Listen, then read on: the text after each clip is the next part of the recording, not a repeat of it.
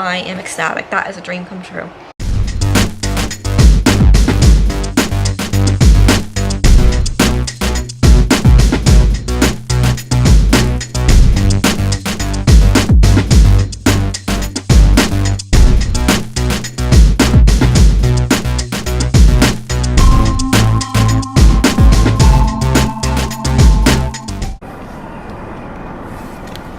This week on the 21st was supposed to be my appointment with Dr. Afrin, who is a hematologist oncologist who specializes in mast cell disease. But as of Saturday, I woke up a complete wreck, and I ended up having to get emergency labs this morning. But like I was saying in the last clip, I was supposed to leave to travel to Minnesota on Wednesday. My pump's beeping. To see Dr. Afrin.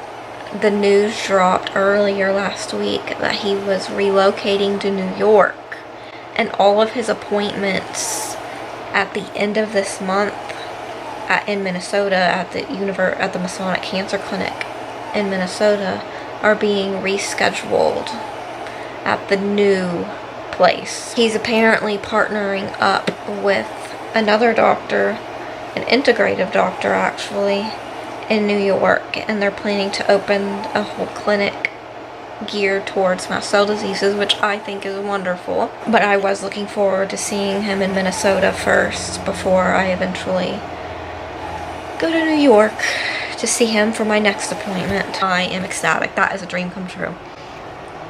It doesn't seem like the safest state in terms of this disease, but I've always wanted to go. It is my dream, and I'm excited. But a lot of people have hard feelings about it. From what I'm reading online, they seem to be pretty ticked. Hopefully that dies down soon. They should be a little more supportive, because he does put a lot of time and effort into his research and finding a cure for this dreaded mess that has become my life. Since Saturday, I have been a wreck. I thought I was coming down with a virus. I had a fever, I was congested and like mucusy and phlegmy, and we thought Silvino had been sick with something, but he also had a vaccine for his nursing school. So anyways, to make a long story short, I think I'm getting sick with something, and my body is less than pleased, and I keep running fevers, and then they'll go away, and then they'll come back. And then I'll just start to feel better. But my parents do not want to travel with me to Minnesota to see Dr. Afrin when I'm already starting the trip out unstable with this virus or whatever it is. We did go to the doctor this morning, and I got curbside labs. If you've noticed in my last video, to avoid scent triggers when I'm really unstable, sometimes I'll get labs in the car. But that's only on rare occasions where I just go in for labs and I don't see the doctor. But because this was a last minute thing, they got my blood work really quick, and they are testing for all sorts of things. Of course, they'll do a regular CBC. They're checking for mono, because I swear this feels like I have mono, where I just feel like I could sleep for 1,000 years. And this morning was really bad. I couldn't even record anything. And it's just scary, and I'm depressed. Because I never get to do anything, and I know I was just going to an appointment, but I'm really disappointed because I had stuff that I wanted to discuss with Dr. Afrin, like my ventricular tachycardia episodes that I'm having almost every single day, and my tumor that I have on my pituitary gland. I want to discuss that, amongst some other things, and I had a medication trial. I'm due to start ketotifen, and I was going to do that as soon as I got back from my appointment. That is the last non-invasive option I have yet to trial. But I'm just upset because this puts a damper into everything, and we don't know exactly what's wrong, and I just hate being like this because I can't get out of bed or move much, and it's scary. Because last time this happened, I just dropped 81 pounds regardless, and I was doing my feeds exactly the same amount of feeds, the same calories and everything, but I just start losing weight, and then my organs just malfunction, and I'm just over it. I'm just so frustrated and jealous that everyone else gets to go and live their life well, I am stuck here. And quite frankly, it ticks me off. And sometimes I do have a bad attitude about it, like right now. I try to be positive and look on the bright side of things, but sometimes that is just hard. And it's a real moment. The doctor called last night and the labs that I had done yesterday came back okay. So we're assuming it's nothing sinister and that this is just me trying to fight off a virus. This morning started off way better than yesterday. Way better than the last few days even, but it seems that the more I go throughout the day, the lousier I'm feeling. My fever yesterday did come, but it has since went down, but now it seems to creep back up again, but we really don't know what's going on, because when I get a virus, I don't get the whole virus, I just get partial viral symptoms sometimes. Like I felt a little like congested and stuff in my throat. Sometimes I'll run a low-grade fever like I'm doing, but it won't come full-blown. So it's not enough that we truly know what is going on.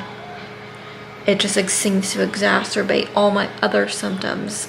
And the actual viral symptoms aren't very noticeable.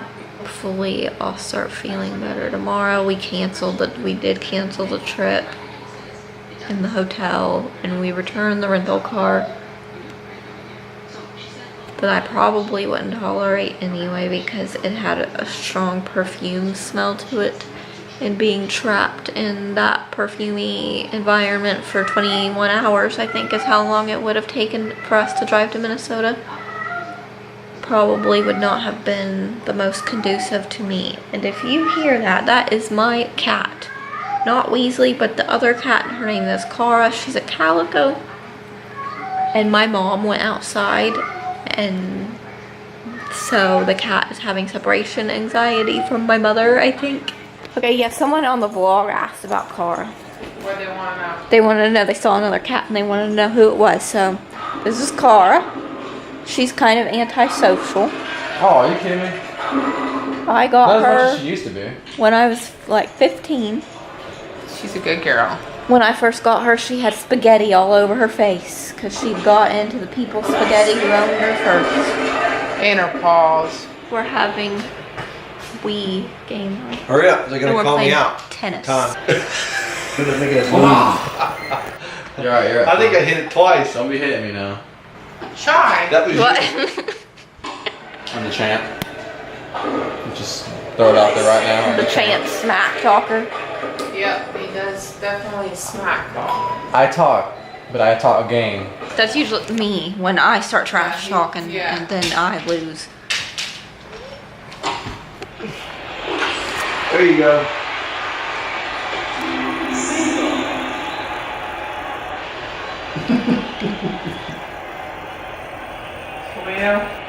You ready? I'll do you good. Yeah. I like how Laura just gets straight up in batter position.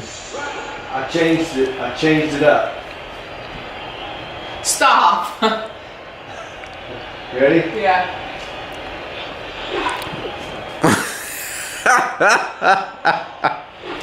We got Babe Ruth over here. Little too early, babe. Danae. Yep, Danae's up the bat. Here we go. Uh-oh. No. Out. Who's that? I don't know who that is. We've got a random Asian in our family. We're getting some exercise. This thing's all fogging up. Go ahead, Rusty. Go, Mama. Muscles built up. We're only walking 2 mailboxes down. Haven't been able to walk much or move much the last few days. Pretty. And then I want to say that I'm thankful you're walking. Having muscle does make a lot of difference. It's kind of go As far as like the EDS goes. Because you just, every time you lose muscle, you just get all kinds of injuries. And we're going to be doing our walking at night. Because it's too hot otherwise. Rusty, don't come back here and step in your own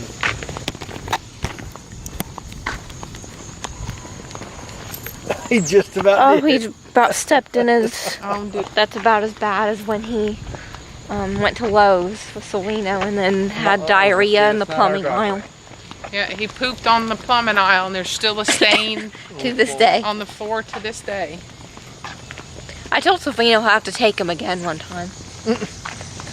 And just make sure he goes to the bathroom before you go inside the store. My temperature's up again.